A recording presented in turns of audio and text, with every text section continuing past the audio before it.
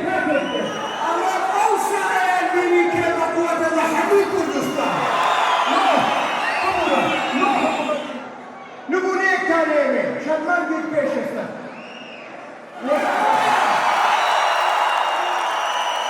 بابا استوخون إنه معاشي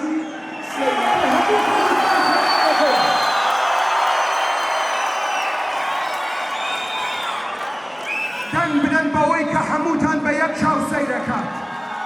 دن بدن بأويك أو حمو قرباني داوبو أمولاتا دن بدن بأويك أمرو علاقاتي لقل حمو دنيا باشترى للاينكاني تر من داواتا ليكم خلقي كردستان برون صندوق كان صوت كان كردستان صوت كان إثباتي كان كأما هزي توين لبغداد